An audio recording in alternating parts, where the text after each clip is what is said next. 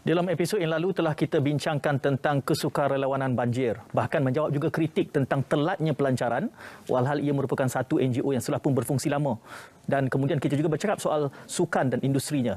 Sekali lagi inklusif bersama Yang Berhormat Datuk Seri Ahmad Faizal Azumu, Menteri Belia dan Sukan, membincangkan pula kali ini tentang had umur belia dan mungkin juga di isu-isu berkait politik. Datuk Seri, terima kasih kerana bersama kami sekali lagi. Terima kasih inklusif kerana sudi menjemput saya sekali lagi. Terus saja kepada had umur belia. Hangat buat seketika perbincangan dan perdebatan di antara KBS dan juga Majlis Belia. Dan kemudian hasilnya dikhabarkan tentang penangguhan pelaksanaan had umur belia baru itu. Apa yang berlaku yang mengakibatkan penangguhan ini, Datuk Seri? Pertamanya, alhamdulillah lah untuk menjadi Menteri Belia dan Sukan tak ada had umur. Tetapi hari ini kita semua sedia maklum bahawa di United Nations, takrifan kepada belia adalah mereka yang berumur daripada 15 tahun ke 25 tahun. Tetapi di Malaysia sebelum ini, sebelum Akta 668, takrifannya adalah daripada umur 15 hingga 40 tahun. Namun pada tahun 2019, Parlimen telah meluluskan Akta 668 yang memberi takrifan bahawa belia adalah mereka yang berumur 30 tahun ke bawah.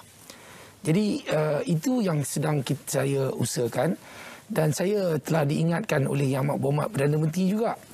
Pada ketika beliau menjadi Menteri Belia dan Sukan, beliau berhadapan dengan masalah di mana ketika itu tiada had umur belia di negara kita, dan banyak pertubuhan-pertubuhan belia dipimpin oleh mereka yang berumur 50-an, 60-an. Belia purba, Datuk Seri.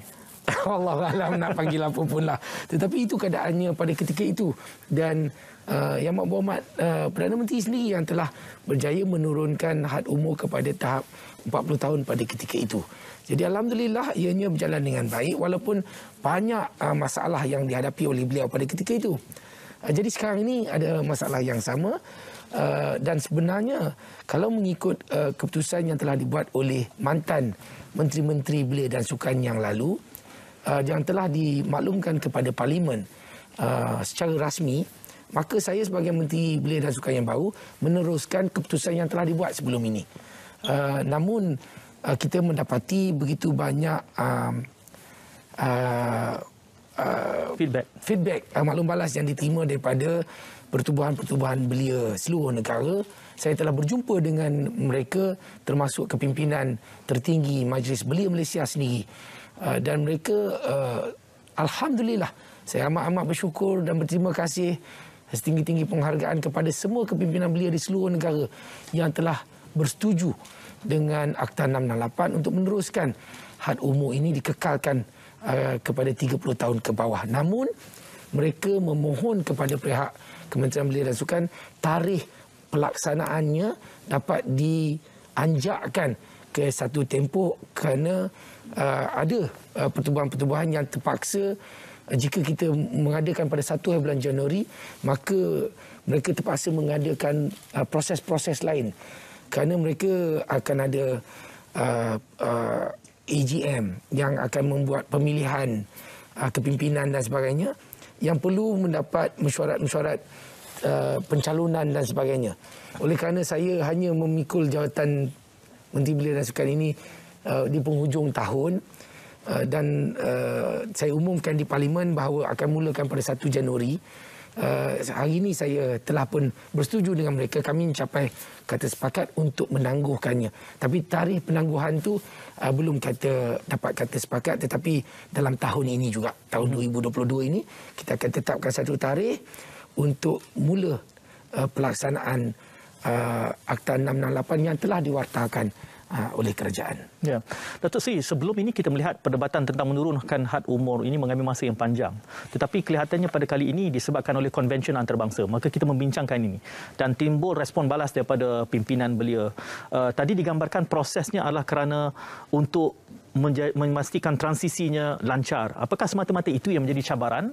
Justru Datuk Seri menggambarkan bahawa tahun ini juga kita mampu melaksanakan sasaran umur 30 tahun untuk belia itu. Ya, tentunya ada permasalahan-permasalahan lain. Tetapi saya kira tak sesuai untuk saya perjelaskan secara umum.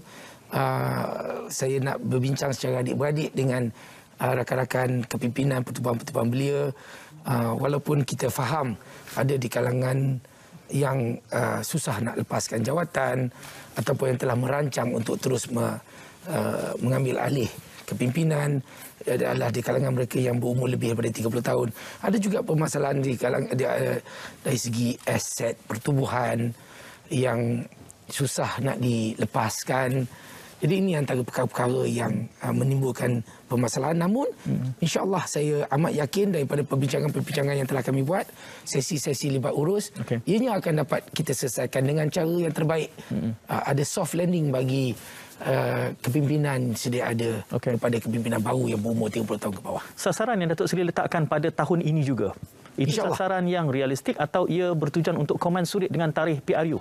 Ini adalah satu persetujuan kata sepakat yang kami sendiri telah perolehi kerana alasan untuk ditangguhkan itu adalah kerana proses pemilihan yang telah pun dimulakan yang perlu saya akur dan dibenarkan supaya akta ini dapat kita laksanakan dalam satu masa seterusnya lah untuk masa ke hadapan. Ada kemungkinan sebahagian daripada pertubuhan tidak mampu untuk melakukan transisi itu secepat ini, dan apa kesannya jika mereka gagal untuk mematuhi? Ianya hanya adalah tertakluk kepada mereka pertubuhan-pertubuhan yang berdaftar dengan Registrar of Youth Society ROY. Jadi jika mereka nak keluar daripada akta berkenaan, mereka boleh mendaftarkan pertubuhan mereka dengan ROS dan sebagainya. Ada pilihan-pilihan lain. Namun bagi mereka yang masih bernaung di bawah Kementerian Belia dan Sukan, di bawah ROY, inilah kehendak Akta 668 yang telah diluluskan oleh Parlimen secara sebulat suara. Ya. Berdasarkan unjuran itu, ROY, berapa pertubuhan yang kita maksudkan dan berapa anggaran belia yang terlibat sama di dalam proses ini? Saya tak ada numbers yang tepat, tetapi ribuan. Ribuan yang terlibat dalam perkara ini, termasuklah semua persatuan gabungan dan sebagainya. Jadi hampir semua telah pun kita adakan sesi libat urus dan alhamdulillah yang pentingnya mereka bersetuju bahawa had umur 30 tahun ke bawah ini perlu diadakan, namun proses peralihan itu yang mereka nakkan agar ianya diperhalusi. Soal had umur belia ini, Datuk Seri, punya kaitannya juga mungkin secara emotif terhadap realiti undi 18. Gambaran dan persepsi awam adalah golongan belia anti-establishment dan antara mereka yang mungkin bersikap menentang terhadap status quo. Apa bacaan KBS tentang realiti ini? Daripada awal lagi tahun 2019 apabila Parlimen mendebatkan perkara ini, dua perkara, satu hanya undi 18 dan juga penurunan had umur belia ini diluluskan secara sebulat suara berkenaan dengan undi 18 dan juga penurunan had umur ini. Jadi saya lihat perkara ini bukanlah semata-mata ke arah untuk pilihan raya ataupun politik, tetapi usaha untuk mendewasakan negara. Apabila anak muda berumur 18 tahun diberikan hak dan tanggungjawab baru untuk memilih wakil rakyat, untuk dipilih sebagai wakil rakyat. Jadi ini proses pendewasaan bagi sebuah negara membangun seperti Malaysia ini. Jadi saya lihat ini adalah daripada sudut yang amat positif. Datuk Seri, kita mula masuk kepada dimensi perbincangan berkaitan tentang politik kerana kita juga membincangkan tentang had umur dan juga realiti politik kita hari ini. Sebelum ini muda antara parti yang mungkin terbatas kerana tidak didaftarkan dan kini mereka mempunyai momentum baru. Ada anggota kabinet yang mungkin yang mengeluarkan kenyataan menganggap bahawa muda adalah cabaran sebenar kepada semua parti politik termasuk parti Datuk Seri sendiri. Komen Datuk Seri. Saya melihat golongan anak muda apabila telah diberikan peranan tanggungjawab, tentunya mereka menjadi bersemangat dan sebagainya. Benar muda boleh menjadi ancaman kepada kesemua parti politik, tapi yang lebih kita juga melihat bahawa parti-parti lain, termasuk parti-parti yang berada di dalam kerajaan sekarang ini, dalam Perikatan Nasional, Barisan Nasional, tidak kurang minat golongan muda untuk diwakili oleh parti-parti yang saya sebutkan ini. Jadi saya fikir kesemua parti yang berdaftar boleh menjadi ancaman antara satu sama lain, tetapi tidaklah menjadi satu threat yang hingga mampu menjatuhkan kerajaan yang saya lihat begitu diterima baik oleh rakyat sekarang ni. Ya. Komen tentang penganalisis politik adalah kerana politik kita hari ini, Datuk Seri, diwakili oleh masih lagi legasi lama sejak 70-an, 80-an, 90-an dan hingga ke kini. Dan kerana itu ada momentum, bahkan digerakkan sendiri oleh Majlis Belia Malaysia agar calon menjelang PRU akan datang ni adalah mereka yang berada 65 tahun ke bawah. Komen Datuk Seri tentang had umur 65 tahun yang dicadangkan oleh MBM ini? Ya, perkara paling penting bagi seorang untuk dipilih sebagai wakil rakyat bukannya umur, bukan jantina, bukan kaum, bukan agama. Pada saya, tugas untuk apabila kita nak memilih seorang wakil rakyat ialah untuk orang itu mewakili kehendak dan keperluan kita untuk dibawa ke dewan-dewan yang mulia agar kehendak dan keperluan kita itu dapat diperjuangkan.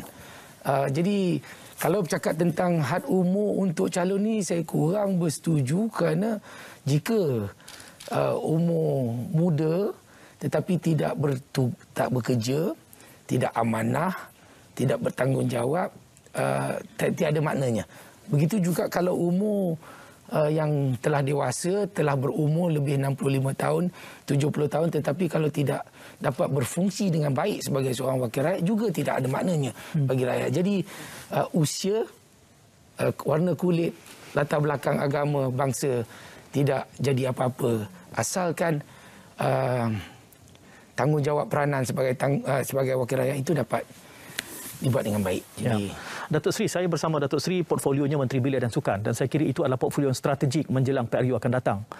Kerana yang datang bersekali dengan PRU ini adalah undi 18, kesannya mungkin lebih besar menjelang PRU 16 berbanding PRU 15. Tetapi bagaimana adjustment, penyesuaian dibuat oleh parti-parti yang ada, termasuk parti Datuk Seri, untuk memenangi hati generasi muda yang kelihatannya anti-establishment ini. Apa yang boleh dilakukan untuk tempoh yang terdekat ini agar mereka melihat bahawa suara mereka diraikan?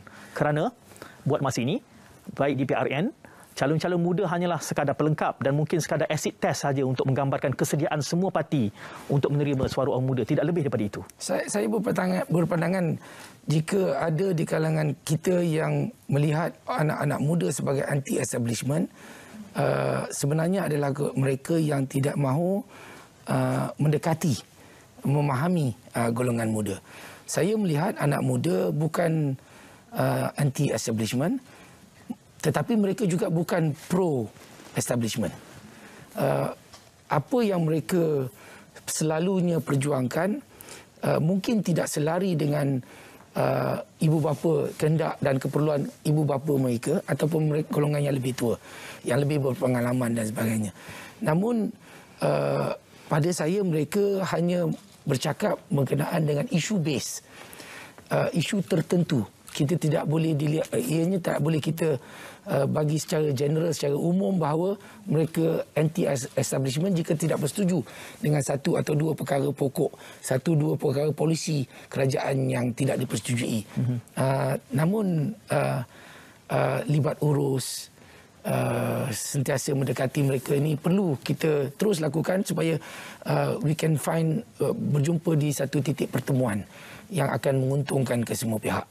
So I don't agree kalau dikatakan anak muda adalah anti-establishment ataupun mereka juga bukan pro-establishment. Yang sekarang ni ada juga golongan yang terlalu pro-establishment, kalau pegang pada satu parti itu, walaupun pemimpin merompak, dia tetap katakan sebagai mesti taat kepada parti.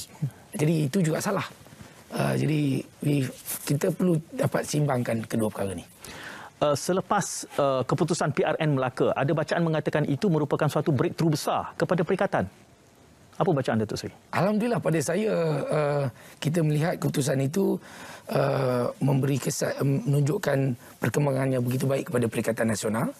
Tapi dalam masa yang sama, saya juga rasa bimbang kerana kita melihat bahawa peratus keluar mengundi begitu rendah, yang menunjukkan bahawa rakyat tidak begitu berminat dengan keadaan politik semasa negara. Jadi ini satu perkara yang semua orang politik perlu beri perhatian yang serius, kerana saya kira rakyat telah lemas, perkataannya yang saya gunakan, lemas dengan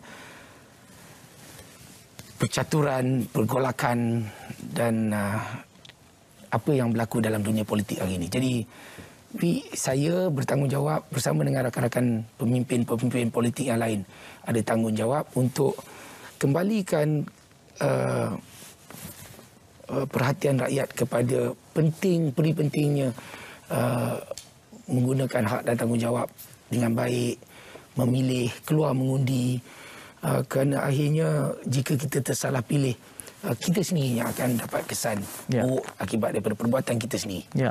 Datuk Seri, lemas atau tidak rakyat membaca pergolakan politik ini sehingga ada tekanan untuk rombakan kabinet, termasuk juga menamakan timbalan Perdana Menteri. Dan itu realitinya yang dibaca oleh rakyat terhadap pemain elit politik negara kita. Datuk sendiri bersetuju agar diadakan timbalan Perdana Menteri? Kalau kita dapat adakan jawatan tersebut, tentunya ada baiknya. Tetapi kita perlu faham bahawa keputusan untuk menamakan jemaah menteri, termasuk seorang timbalan Perdana Menteri, adalah hak seorang Perdana Menteri. Hari ini saya sebagai Menteri Kabinet, fokus perlu diberikan kepada tanggungjawab yang diberikan kepada saya dan juga arahan yang diberikan kepada saya oleh Yang Amat Berhormat Perdana Menteri, dan tidak memikirkan tentang polemik politik itu supaya rakyat tidak lagi lemas dengan percaturan dan perangai orang politik ini. Mungkin ada bacaan behavioural insights di pihak elit terhadap sentimen belia kepada kerajaan semasa. Ya, ada. Dan saya sebenarnya ingin kongsikan dapatan daripada elit tersebut. Bukan elit, maafkan saya. Iris. Dan saya ingin kongsikan kepada semua ahli-ahli parlimen supaya kita lebih faham tentang peranan kita sebagai wakil rakyat, bukan saja kepada semua pengundi kita, tetapi juga kepada golongan muda yang akan mencorakkan negara kita di masa yang akan datang. Cukup penting kita boleh berpolitik, tetapi usaha untuk mencorakkan anak muda kita ini saya anggap sebagai satu jihad yang amat besar yang perlu kita lakukan dengan penuh jujur, ikhlas. Ya. Dan ia jihad kepada semua parti-parti politik yang ada, termasuk parti muda sendiri, untuk memenangi hati pengundi yang berjumlah hampir 8 juta sekiranya kesemua diambil kira nanti. Datuk Seri, saya mengucapkan terima kasih atas kesempatan bersama ini. Mungkin dalam episod yang ini, pesan Datuk Seri kepada semua generasi muda sementelah portfolio Kementerian Belia dan Sukan. Kepada anak muda belia yang hari ini diberikan tanggungjawab sebagai pengundi, gunakanlah hak itu dengan penuh bertanggungjawab. Jangan digunakan hak itu secara cuba-cuba, digurau-guraukan, kerana masa depan negara kita cukup penting. Dan dalam masa yang sama juga saya mengharapkan sebagai abang ataupun sebagai seorang pakcik, janganlah kita sebagai orang muda terlalu banyak berpolitik, terlalu memberikan fokus kepada sesuatu perkara yang tidak memberi keuntungan, tidak menghebahkan fake news sebelum kita dedahkan ataupun kita tularkan sesuatu perkara. Channel kekuatan kita kepada perkara yang boleh memberi keuntungan kepada diri kita, keluarga, masyarakat dan juga negara kita. Ya.